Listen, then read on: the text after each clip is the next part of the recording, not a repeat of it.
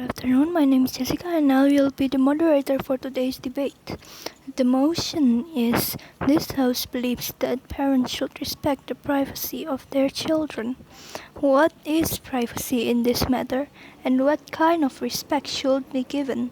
Without further ado, let us start today's debate. First speaker of the affirmative team, you may start first. Good afternoon, honorable judges and participants. Today we are going to have a debate with the motion this House believes that parents should respect the privacy of their children.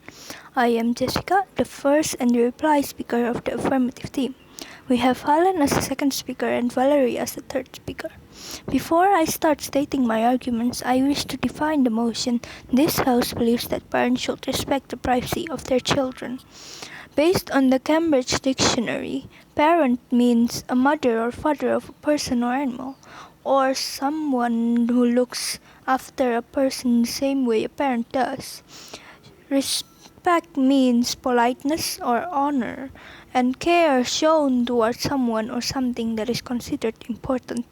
It can also mean to accept the importance of someone's rights or customs and to do nothing that would harm them or cause offense.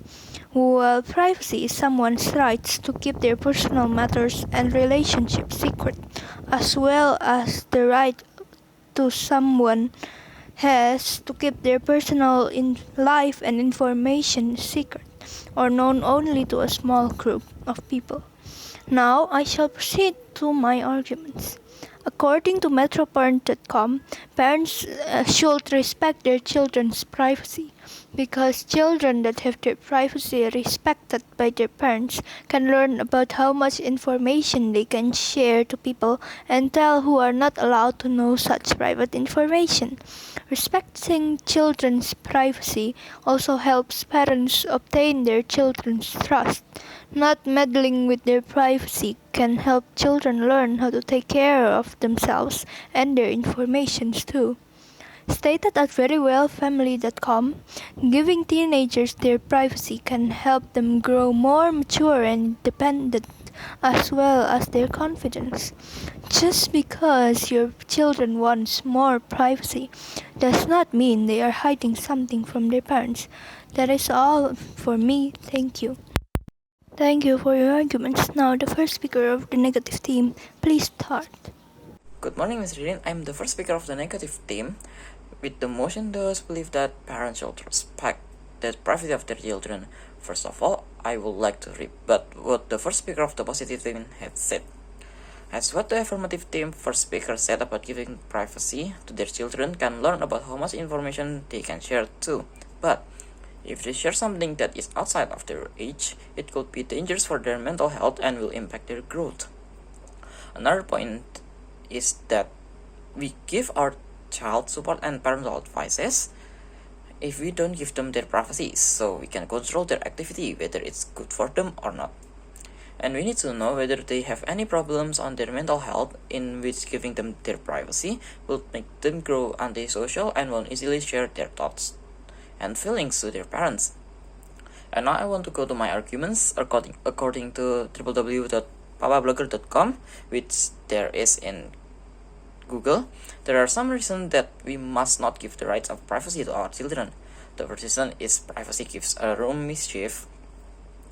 As a former police news reporter, that most of the craziest crimes kids commit inside their homes have been done right underneath their parents' roof.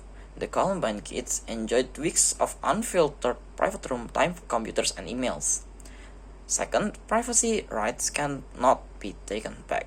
Every single right to privacy you give a teenager becomes a right. You cannot reclaim it.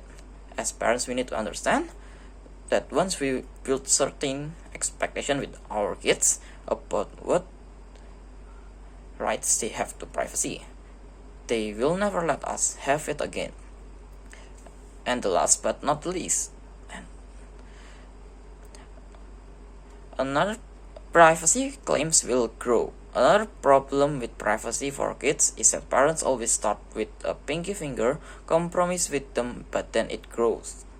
Kids are natural born manipulators, so once they get a taste of how they can play the privacy game with us, they will always seek more and more of privacy. That's all from me. And if I had any mistake, I am so sorry. Thank you. Thank you for your speech. Right away, the second speaker of the positive team, the stage is yours. Good morning, Ms. Ririn. I'm the second speaker from the affirmative team. With the motion, the House believes that parents should respect the privacy of their children. Firstly, I would like to rebut what the first speaker of the negative team had said. He stated that giving a child privacy would make them more antisocial and won't easily share their thoughts to their family. However, the truth that is proven by a social psychologist named Skylar Hawk. He had done a research asking kids whether their parents respect their privacy or not. Surprisingly, parents that don't respect their children's privacy turn their kids to be more secretive. And it is also reported that the parents know very little of their children's life. Another person named Lauren Steinberg, she's a professor of psychology at Temple University. With a lot of research that has been done, she stated that children that grew up with parents who always interrupt their privacy will be more at risk with mental illness such as depression and anxiety. Moving on to my argument. Parents should really respect their children's privacy because privacy is linked to their development. And as I mentioned in my rebuttal, not giving privacy will be more harm than good to children's mental health. I strongly believe that by giving privacy to children, they will be more. Thank you for your wonderful claim. We shall proceed to the second speaker of the negative team. The stage is yours. Hello guys, good evening. My name is FPG Michael Christian Ariando. Sultan Linat. I'm from class 10 MIPA 2. Today I want to tell you about my team motion. My team motion is THBT. THBT. Now I'm gonna show you about my rebuttal. I really disagree with the positive argument because the internet is good. Because we know what that the internet is dangerous, can damage our eye health, can turn our eye become red, just like we tired.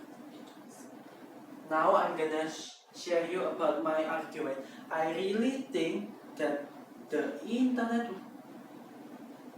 is very dangerous for the children because the children can searching nothing right, like searching how to kill like that, and the others nothing right, and children can forgot about time, and the others forgot about parents, their friends, and others. And I know the final is children cannot study very well, and children did not want to study. That's it for my rebuttal and argument. I'm so sorry if there's any mistake. See ya. Goodbye. Thank you for your exchange. Now, the third speaker of the positive team. It is your time to shine. Good evening, honorable judges and participants. I am the third speaker of the positive team with the motion THBT. Parents should respect the privacy of their children. First off, I would like to rebut what the second speaker of the negative team have said. He stated that internet are very dangerous for children because children can search nothing right and also forget about time. Also did not want to study. Now I want to go to my argument is that children are increasingly exposed to digital media and online technology at an early age. Parents play an important role in imparting the necessary knowledge and skills to keep them safe from online dangers. Based on Kosovo Online, children should have 1. Understand internet safety.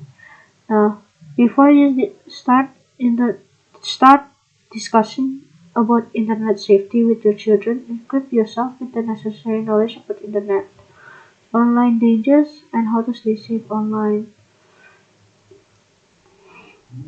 You can start with discussing about the following topics to your children. Just about basic and web threats, phishing, online games, and social networking. 2. Start conversation early. Is your children going to use a computer or tablet soon? It's best time to start conversation with your children to prepare him or her against threats they may not fully understand. If your children have already used computer or tablet, it is not too late. Get the conversation going as soon as you can, as it takes time to inculcate the children good internet safety habits. Be sure to have regular conversation to help build a strong foundation for the children to be safe online. That is all. Thank you.